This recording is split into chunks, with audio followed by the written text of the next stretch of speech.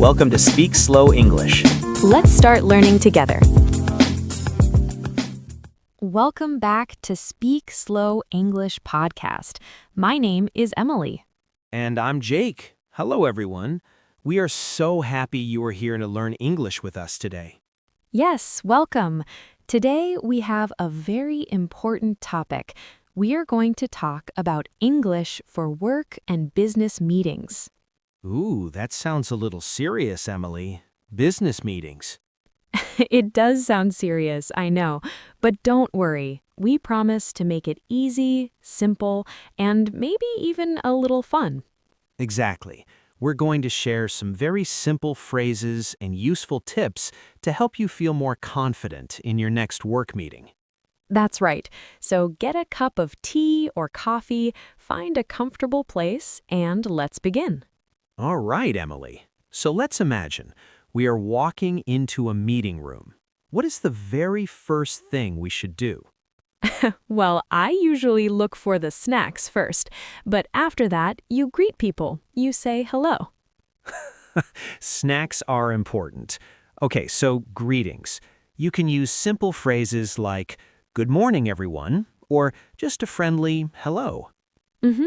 And if you know someone's name, it's always nice to use it. Hi, Sarah. How are you doing today? It's friendly and professional. I agree. A smile and a warm hello can make everyone feel more comfortable, even before the meeting starts. Totally. But what if you see someone you don't know? How do you introduce yourself politely? Ah, that's a great question. You can just walk up to them, offer a handshake, and say, "Hello, I'm Jake from the sales team. It's very nice to meet you." That's perfect. It's simple, clear, and gives them all the information they need, your name and your department. Right, and you can say, "Hi, Jake, I'm Emily from marketing. It's nice to meet you too." Exactly.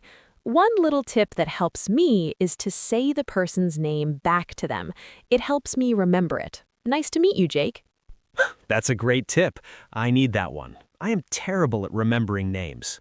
Okay, so we've said our hellos. Now everyone is sitting down. How do we officially start the meeting? If you are leading the meeting, you can use a simple phrase to get everyone's attention. Something like, "Good morning, everyone. Let's get started." Let's get started is a great one. It's common and friendly. You could also say, thank you all for coming. Shall we begin? Mm-hmm. After that, it's very important to state the purpose of the meeting so everyone knows why they're there. Yes, I agree. You can say, the goal of today's meeting is to plan our next project. Or, "Today we are here to discuss the monthly sales report." Very clear, very direct. After you say the goal, you might talk about the agenda. That's a great vocabulary word. AGENDA. The agenda is the list of topics for the meeting. Right, you can say, "Please take a look at the agenda." Or, "As you can see on the agenda, our first topic is..." And that helps the meeting stay organized. Everyone knows the plan.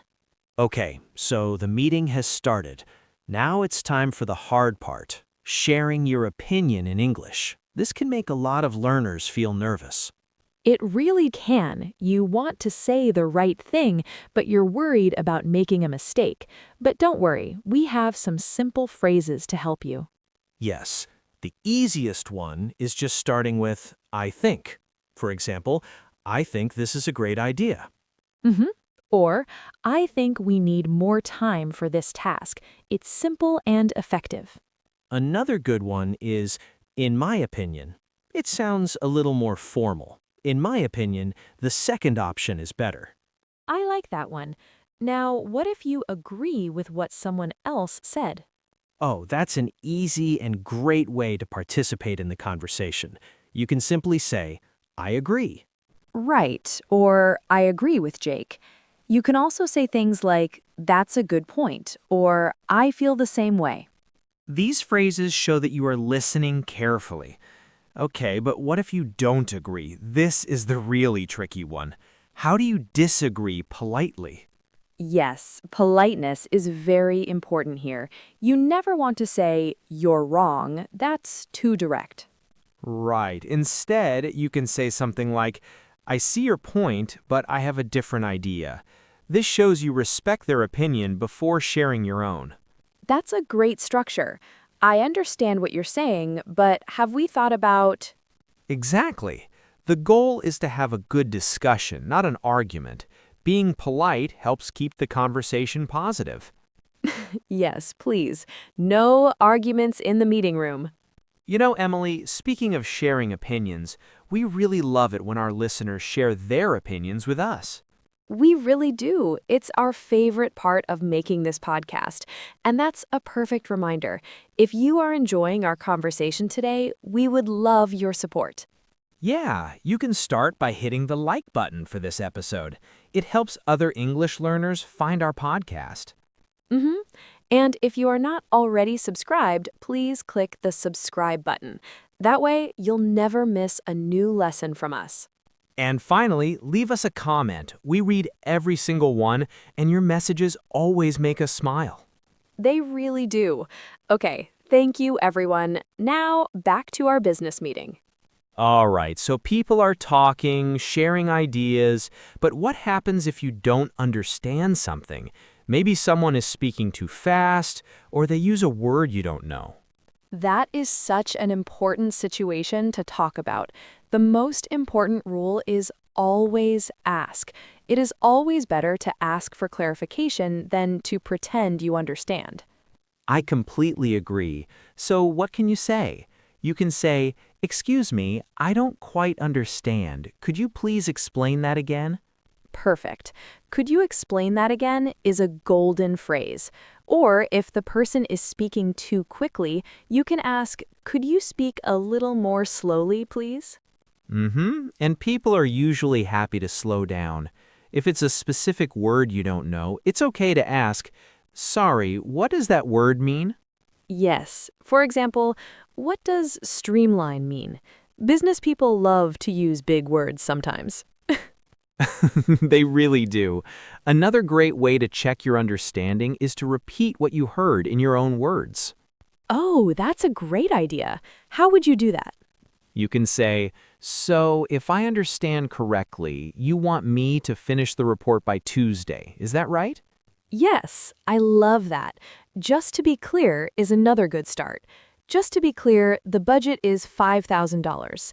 This helps prevent mistakes later. Exactly. It shows you are engaged and responsible. Your boss and coworkers will appreciate it. Okay, so we've asked questions, we've shared opinions. Now the meeting is coming to an end. How do we wrap it up? Usually, the person leading the meeting will summarize the main points. They might say, "Okay, let's quickly review what we decided." Or to summarize, our next steps are: a summary is so helpful to make sure everyone agrees and remembers what happened. Right, and after the summary comes the action items. Action items are the tasks that people need to do after the meeting. Yes, another great vocabulary word, action items. So the leader might say, the action items are Tom will email the client and Sarah will create the presentation. Exactly. Who does what, and maybe the deadline. This clarity is the key to a successful meeting. I agree. And then finally, the meeting is over. The leader will say something like, I think that covers everything for today. Thank you for your time. Yep, or great work, everyone. The meeting is finished. And then you can say thank you and have a good afternoon as you leave. And then you can go get that second cup of coffee you've been thinking about. Finally, the reward for a productive meeting. Well, that was a lot of great information, Jake. We covered everything from saying hello to ending the meeting. Yeah, I really hope this was helpful for all of our listeners. Remember, you don't need to know every single word. The most important thing is to try your best and communicate clearly. Exactly. Confidence is key. And to help you build that confidence, we have a little homework for you. Homework? Uh-oh. It's very easy and fun homework, I promise. We want you to practice. In the comments section of this episode, please write 1 or 2 sentences to introduce yourself, just like you would in a meeting. That's a wonderful idea. For example, you can write, "Hi everyone, my name is your name. I'm from your country. I am learning English." Exactly that. It's that simple. Please don't be shy. Our comments section is a very safe and friendly place to practice your English. We would love to meet you there. You know, Jake, we've covered the main structure of a meeting, but there are so many small moments in a meeting that can be tricky for English learners. For example, what if you have a brilliant idea and you want to suggest it to the group? Totally. Well, I think that's all the time we have for today. It is. Thank you all so much for listening to the Speak Slow English podcast. It was a pleasure to spend this time with you. Keep practicing your English a little bit every day. You are doing a fantastic job. We'll be back next day with a brand new topic. Until then, take care and keep learning. Bye for now.